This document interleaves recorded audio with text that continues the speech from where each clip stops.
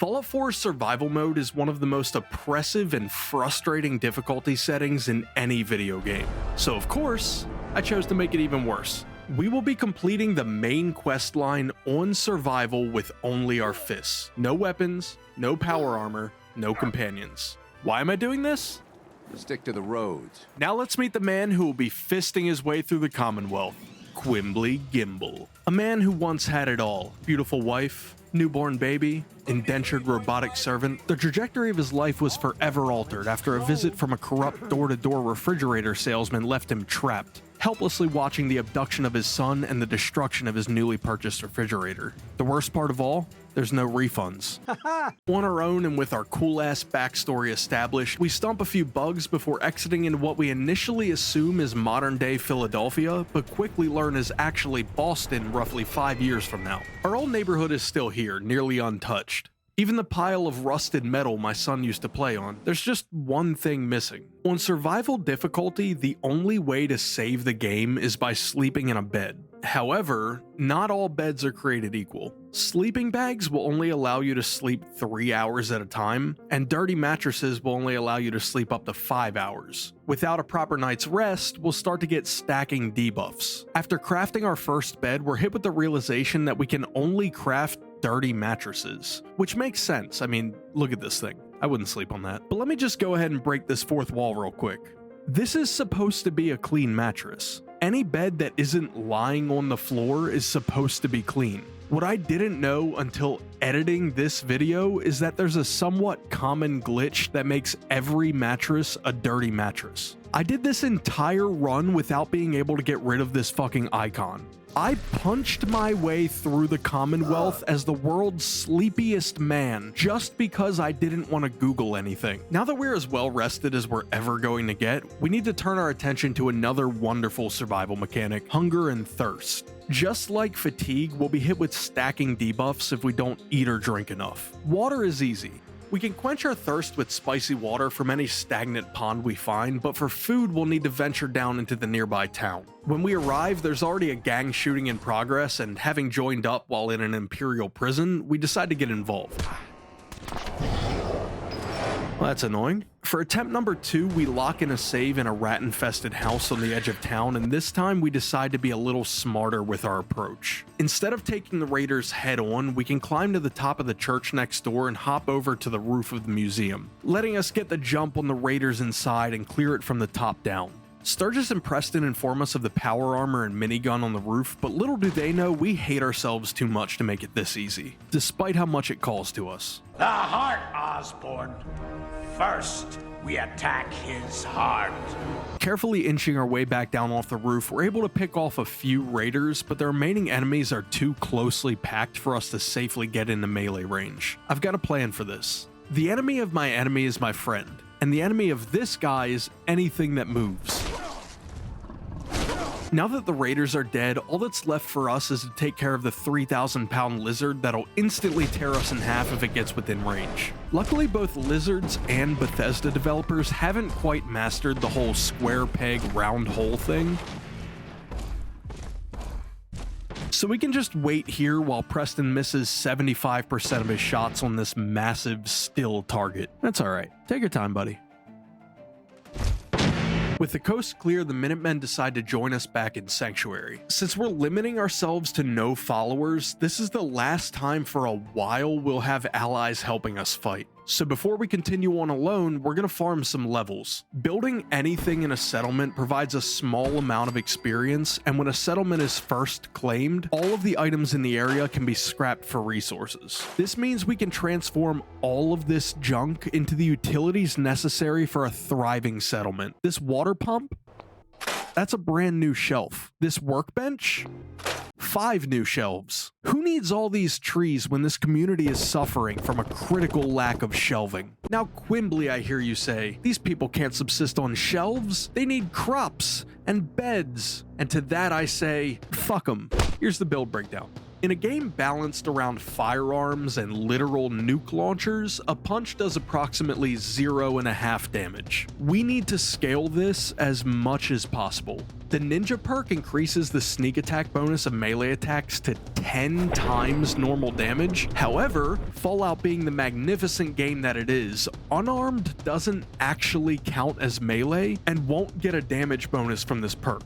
We will, however, still get the basic 3 times damage bonus from stealth attacks, so the sneak perk is a must take. We're looking for overall damage increases or anything that specifically mentions unarmed like Iron Fist, Rooted, or Lone Wanderer, with the latter two also providing damage resistance. We can still benefit from crits, so better criticals and critical banker are 2 more easy choices. Action Boy gives us a massive increase in AP regen. And finally, the absolute best perk and the only reason this is even possible. Blitz turns our VATS punches into ranged attacks, letting us teleport from stealth behind enemies. Now that we've exploited Sanctuary for all of its resources, we can follow up on the lead given to us by the local crackhead. She says there's untapped copper within the walls of Diamond City and also maybe something about my son. And like I said before, fast traveling is disabled in survival. This combined with only being able to save by sleeping means we need to develop a network of beds along our common routes of travel. Our first stop on the way to Diamond City is the Starlight Drive-In, which we're able to claim as a settlement after taking care of a small rodent problem. I know what you're thinking. This place could really use some shelves. Next stop is the Cambridge Police Station, where the Brotherhood of Steel desperately needs me to stand around and watch them kill feral ghouls. I'm glad I could help. I'm just trying to survive out here, like everyone else. Our motivation is quite the opposite. So what do you say? Will you help us? Infiltrate the scribe Hagen. We do this to benefit ourselves. It's power. Most people wouldn't admit to such a thing. I will say whatever gets me closer to a mattress. After an uneventful walk from the police station, we arrive at Diamond City, where we're introduced to the loudmouth, uppity reporter Piper and the kind, respectable mayor with absolutely nothing to hide. Just barely making it out of this yap fest alive, we're pointed in the direction of Valentine's detective agency. If anyone is going to be able to help us track down our son, it's him. The detective, he's gone. God damn it. Before we rescue Nick Valentine, there's a much more pressing matter we need to address. Look at this fit. Disgusting. This is not proper Quimbly gimbal attire. We need something more breathable. And I know just where to find it. This is Hubris Comics, a 4-story building located east of Diamond City. Its walls have shielded its inhabitants from the radiation, leaving the Marvel fans inside completely unchanged. What we're after is sitting in a cabinet on the top floor, and these nerds are willing to die for it. It's a bit of a walk from Diamond City, so on the way we stop to evict some raiders to secure a new bed just down the street. Here we develop a strategy we'll be abusing often. It turns out that VATS targeting is based on your camera's line of sight, not your character's. What this means is that we can use third-person mode to queue up VATS attacks without ever stepping into an enemy's vision. This gives us a guaranteed sneak attack every time. Even better, if done just right, we'll get the range bonus from the Blitz perk, but won't actually teleport to the enemy. We'll just punch them from 15 feet away and still be in cover when we exit VATS. Taking 5 steps into Hubris Comics, every Magic the Gathering player in the building is immediately alerted to our presence by a symbol monkey that we can't destroy with our fists before it goes off. There isn't enough room in this building to kite the ghouls around, and at this point in time they kill us in 2 hits. Having them follow us back outside means not only do we have more room to work with, but the local raiders will also give us a hand, locking in our progress with a quick sleep in our previously unlocked bed, and we're really starting to feel the effects of not being able to fully rest. Fatigue and survival functions the same as radiation, but affecting your AP instead of your health. This reduction in max AP reduces the amount of attacks we can queue up in VATS and can mean the difference between killing an enemy and getting killed ourselves. Returning to Hubris Comics with the ground floor clear and the unavoidable noise trap already sprung, we're able to stealth our way through the rest of the building, picking off most of the remaining enemies one by one. Whenever our stealth fails, we can sprint back down to the ground floor and hide in the broom closet, hoping this all blows over.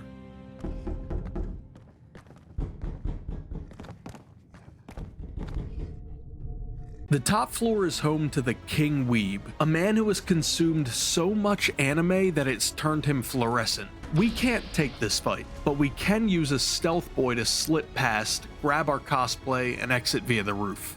Must have been the wind. Grognak's costume gives us decent defensive stats, +2 strength, and +25% damage to melee weapons. We obviously don't benefit from the melee weapon damage, but strength is one of the few things that increases our unarmed damage. The most important stat bonus, however, is the +100 to drip.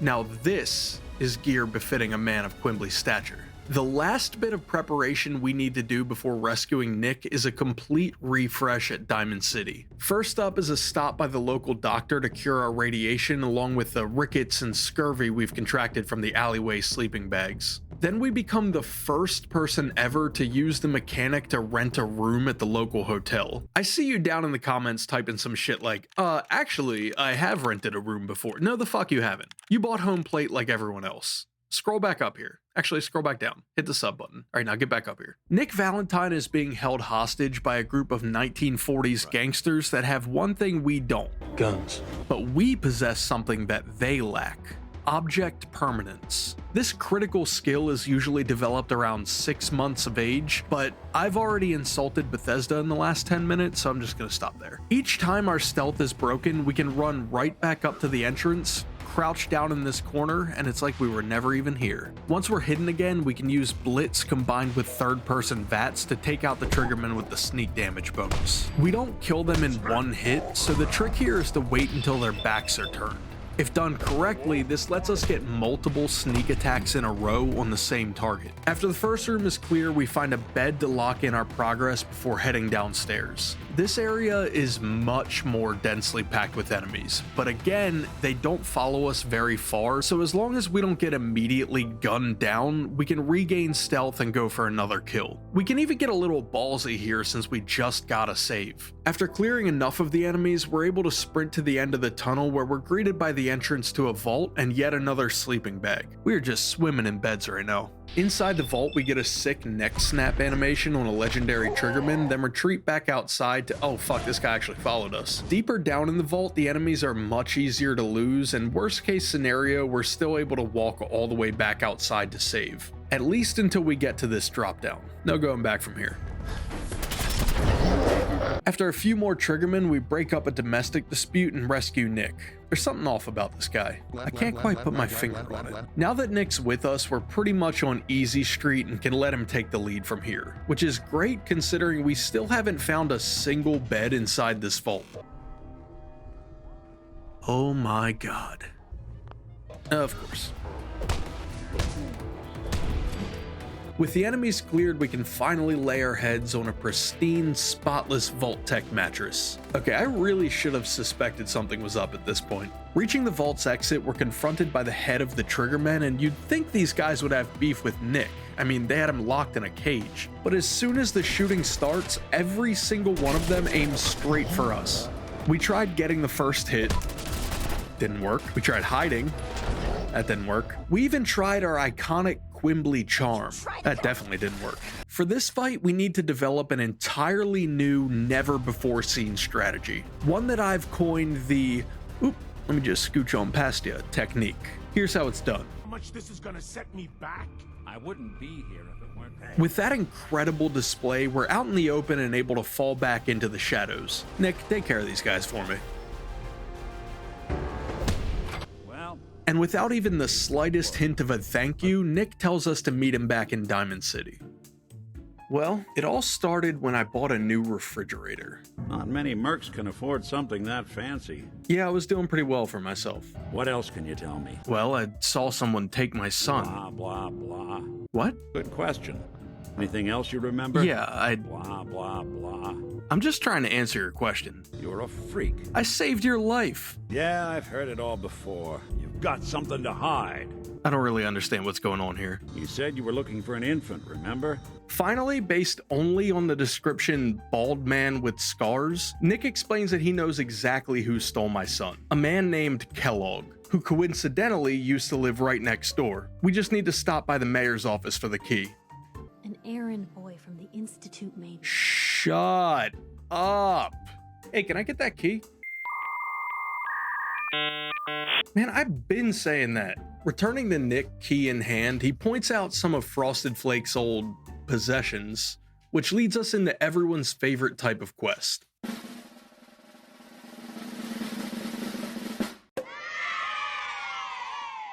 Dog meat is mandatory here, so I don't really consider it to be breaking the no companion rule, especially since we dismiss him as soon as we can when we arrive at Fort Hagen.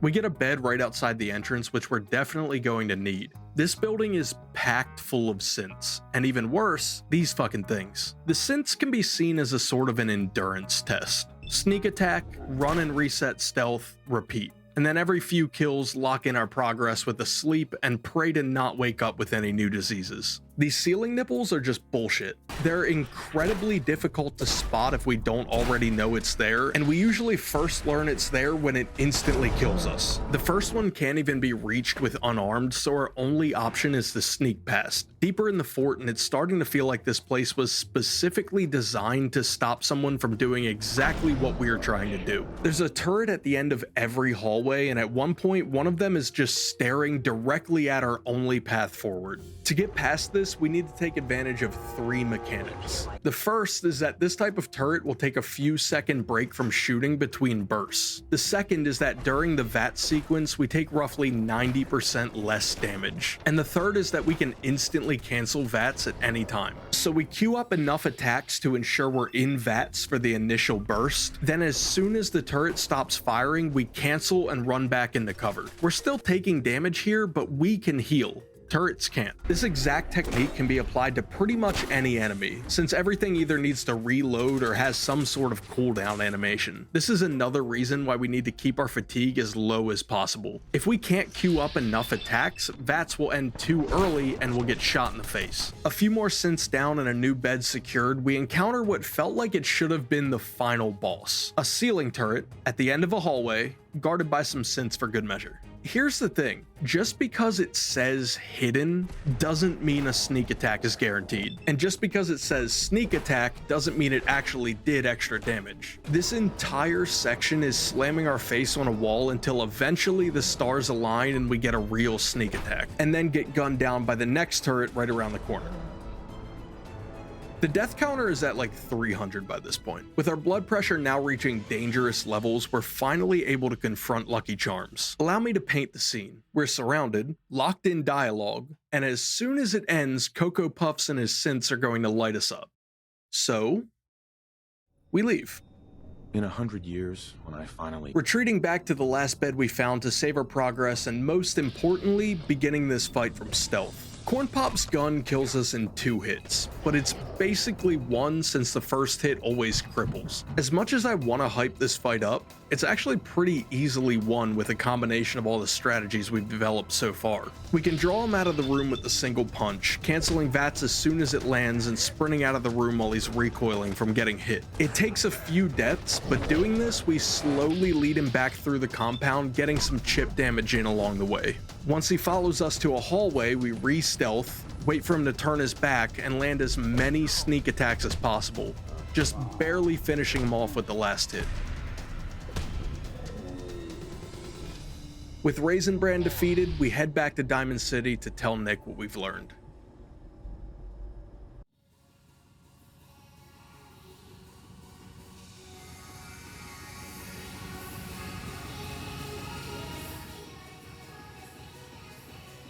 Speak of the devil. Oh god, you're here? According to Nick, beating Kellogg to death didn't actually provide much useful information. So to learn what really happened to Sean, we need to dig into his brain a bit. Lucky for us, the nearby town of Goodneighbor has a sci-fi exposition machine that'll let us do the memory exploration sequence that was in every other game of this era. Is that your son?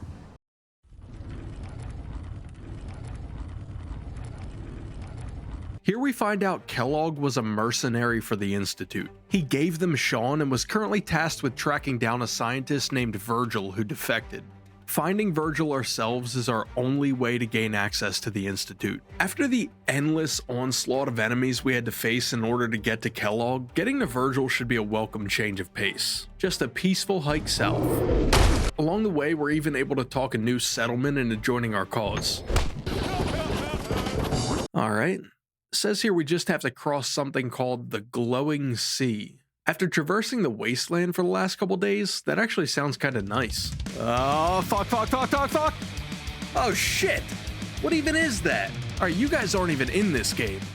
Arriving at Virgil's lab with near lethal radiation and several new chem addictions, he tells us that in order to get access to the Institute, we'll need a chip from an Institute courser. The entire time he's explaining this to us, we're actively dying due to our fatigue level lowering our maximum carry weight, and being over encumbered damages you on survival mode, because of course it does. Now we need to head all the way back to Diamond City, and just in case you've forgotten, there's also no bed here that we can use, so if we die on the way back, we have to do this whole thing over again. Virgil, look at me. What is this? Do you sleep on this? I really hope I never have to come back here. Running! Turns out the Glowing Sea wasn't quite the vacation destination we hoped, but limping back into our newest settlement, we restore some fatigue and most importantly, get a save. The trip from here back to Diamond City is much easier, and once there, we visit the doctor and crash at the hotel for a full refresh before taking on the most difficult challenge so far. Greenetech Genetics. A 10-story high-rise located on the northern end of Boston, its notable features include an atrium, wheelchair-accessible ramps, and a raider camp located conveniently outside. Our plan is to clear all of the enemies on a floor, then lock in our progress using the raider's bed before tackling the next. The first 2 floors are home to several enemies as well as turrets staring down our only way in. We disable the turrets with the conveniently located terminal, then sneak attack enemies one by one, running back to the entrance to reset stealth. This doesn't always work. Due to the limited area we have to work with, the gunners will sometimes follow us all the way back to the entrance. Eventually, we're able to pick them all off. Floor 3 is smaller and more cramped, but provides us with opportunities for more clever hiding spots. If that doesn't work, we have a further distance back to the entrance now, so we can guarantee a re-stealth. Must have been the Watching their pathing allows us to strike at the perfect time and take out the last few gunners on the ramp to floor 4, where we're immediately presented with 2 catwalks. One which we need to go across to continue, and a second on a higher level overlooking the first. Fighting anything on the bridge is a guaranteed death. But we can grab the attention of the enemies on the lower level, have them chase us down a few floors, then once they lose us, we can take them out before they get back to the catwalk. The gunners on the next floor are going to see us cross the bridge no matter what, but once all the enemies on this floor are dead, we can sprint across, hide behind a table, and it takes such a long time for the enemies who spotted us to make it down here that they completely forget what they were doing before they can even make it to us. The 5th floor gives us a lot of room to maneuver and objects to hide behind, so we're able to quickly take out the first few. For our second attempt, we take things a lot slower, kiting enemies 1 or 2 at a time as far down the building as we need to avoid eating another rocket, eventually getting our revenge on the guy that cost us 20 minutes.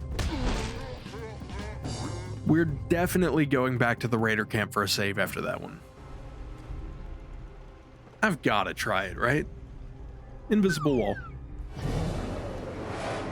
Just a couple more easy kills on floor 5 and nothing on 6. Our last hurdle before the courser is on floor 7, where we're faced with multiple gunners and turrets staring down the door we need to enter through. I briefly mentioned earlier on a glitch that lets us land punches from a distance in VATS. This only happens when the enemy is fairly close by, but on a different elevation with a direct path between us. Luckily, the enemies in this room fit all of those criteria, so we're able to handle each one with minimal risk. The final 3 floors are a completely separate area reached only via the elevator at the end of this floor. Floor 8 consists of spotlights that will alert nearby enemies. Floor 9 is mostly empty rooms and offices, and floor 10 is the location of our target, the courser. This guy is kind of a little bitch. He's got a ton of health, but his fancy gun does less damage than the scrap metal contraptions the raiders have cobbled together, and he seems to have the awareness level of a lead paint-addled boomer standing in the middle of the aisle at the grocery store. Worst case scenario, the elevator we entered through can be used as a free reset button at any time. Finally, the courser's dead and we grab his wallet to take back to the opium den. I work with a group that, well, I know you're not about to introduce yet another faction. they're called the Railroad. God damn it. In order to find the railroad, we'll need to follow a scavenger hunt they've left behind. The first clue is follow the Freedom Trail. Solving the puzzle. Quick, relax. Just like rehearsal. Stop right there. After a long and arduous journey filled with mystery and intrigue, we finally discover the Railroad HQ. Their leader is understandably untrustworthy at first, until the coolest NPC in existence shows up to inform her that we are in fact the protagonist. Encryption algorithm. Hacker Man. He's the most powerful hacker of all time. As a thank you for decoding the chip for us, we rob them blind before continuing on to our next quest to... God damn it.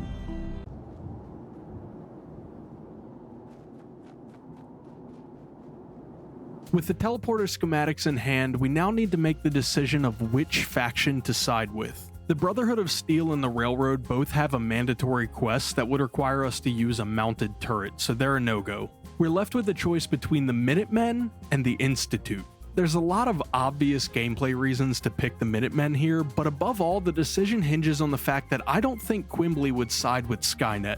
He's a good guy. As a requirement for the Minutemen ending, we're going to need a total of 8 settlements. There's a few easy ones we can grab on the way to build the teleporter. We clear out some super mutants for Oberlin Station. No blood to spill today. Don't make a noise. Halfway through, we reach level 29 and finally unlock the second rank of the Blitz perk for a massive power spike. We can now queue up VATS attacks from a huge range, as well as getting a damage bonus based on the distance to the enemy. After the super mutants are taken care of, we deal with the feral ghouls at Sunshine Tidings Co-op, handle the raiders that have been attacking Abernathy Farm, and swing by Drumlin Diner to buy some materials we'll need to construct the teleporter before finally arriving back at Sanctuary. Here, Sturgis agrees to assist us in constructing the teleporter, but once inside the Institute, he wants us to steal some data using a network scanner holotape. I'm always down for a little espionage. At first it seems as if the teleporter malfunctioned and mistakenly placed us inside of an Apple store, but a man named Daddy informs us over the intercom that this is in fact the Institute, and he wants to meet face to face. Time for the big reveal. The head of the Institute is my son.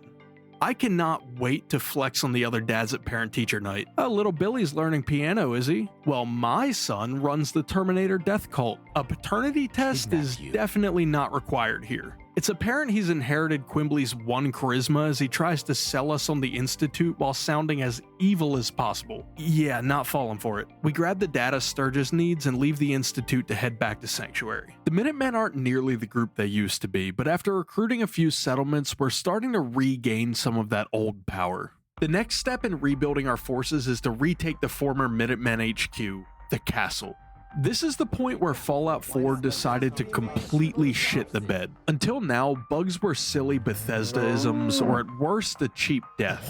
But now the game has decided to just stop working. When we first arrive at the castle, it's been overrun by Mirelurks. This part is actually pretty easy. We have multiple invincible allies, and our sneak attacks do a surprising amount of damage to the queen. The issues begin after the Mirelurk queen is dead. We need to destroy all of the eggs in the nest scattered around the castle, but multiple eggs just can't be damaged. Hits are registering and we're even getting sneak attacks, but nothing will actually destroy them. Just for experimentation, I tried grenades and those had no effect either. After clearing out all the nests that weren't glitched, we decide to talk to Preston to see if we can continue, but for some reason after killing the Mirelurk queen, he teleported all the way to Sanctuary and is now running back to the castle. Alright then, after sleeping for 24 hours, Preston has finally arrived, and luckily, he completes the segment of the quest that required us to clear the nest so we aren't stuck on the invincible eggs. Now he needs us to build some generators to power the radio tower, but of course, a glitch is preventing us from building anything near the radio tower, so our generators can't reach it. Saving and reloading eventually fixes this issue. At this point, the radio tower is powered and should be sending out a distress call to bring the next quest giver to the castle. A plane has crashed into the World Trade Center. Like everything else, this isn't working either. We have all of the prerequisites for this quest finished. An NPC named Ronnie Shaw is supposed to show up 3 days after securing the castle. We sleep 3 days, nothing. Sleep 5 days, nothing. Okay, maybe we have to go somewhere else. So we go and grab a 9th settlement, still nothing. Sleep 3 more days. Nope. I've been making backup saves so I'm able to go back and get additional footage, so I load one way back before taking the castle, redo everything up through this quest, encounter some brand new glitches, and at the end of it all, Ronnie Shaw is still nowhere to be found. After wasting hours trying to find an in-game way to fix this, I give up and use a console command to force her to spawn. Look, I'm already fighting super mutants and killer robots with my bare hands. Now I'm expected to fight against Bethesda themselves? Is this what you want, Todd? Hold on. You're not winning this one, Todd. Do you really want to catch these hands, Todd? Now that she's finally decided to join us, Ronnie informs us of an old armory located beneath the castle. And since this is now a settlement, we can create a bed to lock in a save before we head down. This way, the only punishment for Ronnie repeatedly blowing us up with mines is having to sit through 2 more loading screens. Protecting the armory is a unique sentry bot named Sarge. Every single one of his attacks one-shot us, but he's pretty easily cheesed. He won't heal up when we leave the area, so thanks to the aforementioned bed, any damage that we're able to deal without getting our skull caved in can be saved. He also won't leave the small room he's confined to no matter what. We can stand 3 feet away on the other side of the doorway to get back into stealth, and then thanks to Blitz 2, we're able to queue up VATS attacks without even entering the room. The only real challenge is timing our exit from VATS to allow us to safely run back out of the room before he hits us. After a handful of deaths while lowering his health with chip damage, we're able to finish him off by kiting him to the door, regaining stealth, and then getting in a few sneak attacks while he's returning to the other side of the room. Almost the entire quest done with no glitches. All we have left is building some artillery and assigning a settler to man it. Get on the artillery. Get on the artillery. Get on. Get on the artillery. Nope. What are you doing? Get on it. Get on there. Get on the artillery. Will you use this? Oh my god. Where are you going? Okay, what about this one? Get on. Get over here. Use this. Oh, thank god. With the castle now heavily fortified and under our control, the next step is to get banished from the Institute.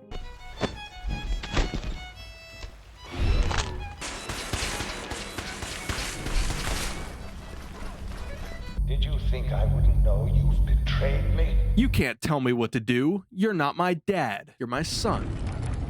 Surprisingly, the Institute is pretty pissed after that little scuffle, and they immediately begin besieging the castle. We have just enough time to gather as much material as possible to build up our defenses for the coming onslaught.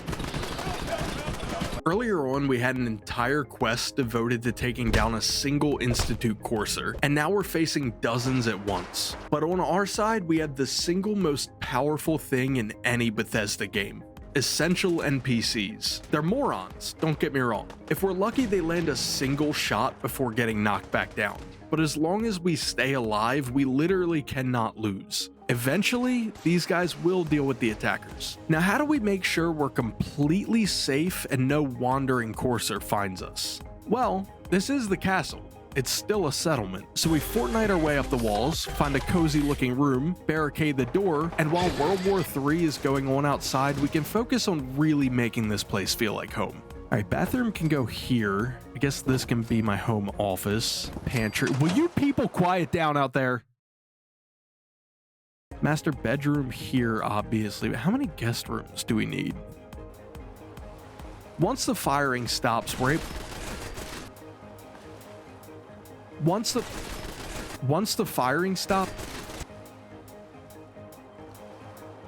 After they're done fighting outside... The final quest for the Minutemen involves taking the fight to the Institute and destroying them once and for all. What we're about to do is without a doubt the most difficult thing I have ever had to do in a video game. Not a single part of this same challenge in Oblivion Remastered even comes close to the time investment and level of focus that is required to complete the nuclear option on survival with no weapons. Since we've been banished, we can no longer teleport to the Institute, so to even get inside, we have to do a reverse Shawshank through the sewers, saving beforehand at the closest unlocked bed in the police station. Remember back when we were making our way to Kellogg and the most difficult challenge to pass was a single ceiling turret at the end of a hallway? Well, here, our very first challenge is 2 ceiling turrets at the end of a hallway. There is literally no way to get past these through combat. If we attack one, the other instantly one-shots us. If we stealth boy and try to run past, we still get spotted. So the solution is to stealth boy, then slow walk while threading the needle between the 2 turrets, just barely making it to the end of the hallway before the stealth boy expires. In the next room, a legendary mole rat gets the jump on us, and it's straight back to the police station. Stealth boy, thread the needle, and luckily this time the mole rat isn't legendary. For the most part, anything that we can fight one at a time and doesn't see us first is easy enough, so the few ghouls and spaced out ceiling turrets that come next don't give us much issue. The same is true for the synths in the labyrinth that follows, but we are forced to do some kiting and hiding to deal with those. Continuing on, we follow an open sewer pipe that for some reason leads directly to the Institute's teleporter room. Here we're able to start teleporting in Minutemen to assist us. We still haven't found a bed since the police station, but if any of our unnamed allies die, a replacement is immediately beamed in. This section is a lot like the castle defense. It takes forever, but as long as we don't catch a random grenade, we should eventually make some progress. Through dozens of synths and a sentry bot, we finally make our way inside the center of the Institute. Our allies are still with us, so this should be a cakewalk. The issue comes when all of our allies are dead or knocked down, and every enemy in the area immediately starts gunning straight for us. The first room has plenty of area to run or hide, but once it's clear and we continue into the main hall, our only option when we're in danger is going back through the door into the first room. And once we heal up and head back into the fight,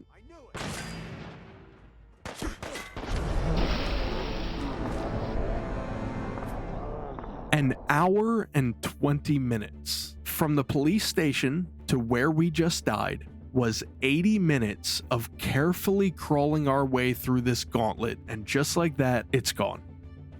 This isn't the first time this will happen either. So, into the sewers, thread the needle, ghouls, synths, turrets, teleporter, more synths, sentry bot, ceiling turret.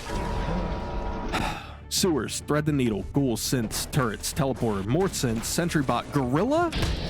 Every time I die, I try to cope by telling myself, hey, at least I learned something. But all I'm learning is that this is kind of bullshit. The most frustrating attempts are the ones where we don't even make it as far as we did the last time. Most deaths are due to impatience, running too far ahead of allies, or trying a dumb new strategy that obviously isn't going to work. Because after 8 hours of attempts, why not try hiding or just sprinting to the end? This is the part where I tell you about the insane secret tech that I discovered. Believe me, I tried. Our saving grace here wasn't some exploit or unknown mechanic. It was pure stubborn luck. Eventually, the Minutemen are able to push up far enough that we can finish off any low health stragglers that make it past them and hide from anything that we can't fight. The main room is finally clear, and splitting off from our allies, we're able to reach Father for what should be an emotional scene if we cared at all about this game's plot. Daddy, chill. Hey, mind if I borrow your bed? Doesn't really look like you'll be needing it. We're still not in the clear. We can't go back the way we came, and the way forward is guarded by multiple synths at every turn. This is by far the most tense part of the entire run. I could clench coal into diamonds right now. We cut a few synths back to Father's room where we use the elevator to re-stealth and then pick them off. After that, we're just barely able to sprint back to the main room and regroup with the Minutemen. But I'm going to cry. It takes over a dozen more attempts before we make it back to Father. I have the directions through these tunnels burned into my brain. I see them in my nightmares. This time, we're not rushing a thing. A stealth boy allows us to safely make it back to the Minutemen, and we're following the same strategy that got us here. Hang back, let them take care of the horde, and we deal with the stragglers.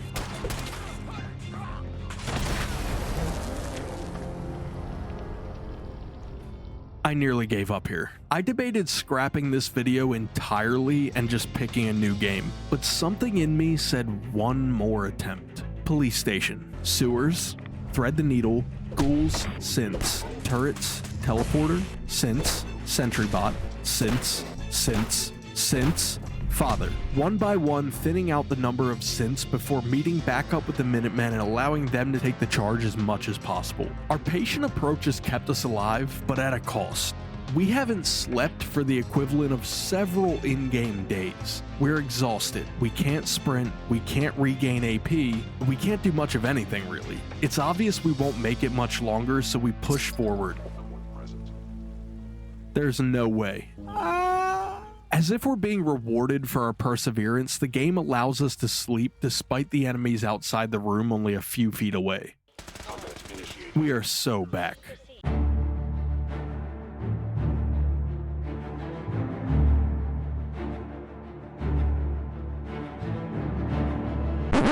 Hey everybody, did the news get around about a guy named Butcher Pete? Old Pete just flew into this town and he's chopping up all the women's meat. He's hacking and whacking and smacking. He's hacking and whacking and smacking. He's hacking and whacking and smacking. He just hack, whack, chopping that meat. Butcher Pete's got a long, sharp knife. He starts chopping and don't know when to stop. All you fellas better watch your wives, but Pete don't care whose meat he chops. He's hacking and whacking and smacking. He's hacking and whacking and smacking. He's hacking and whacking and smacking. Hack, whack, chopping that meat.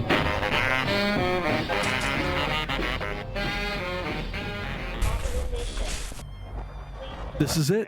The end of our journey. Can you imagine, after the hell we were just put through, the satisfaction of watching that place explode in front of our very eyes? Are you imagining it? Good, because my game crashed when I hit the button.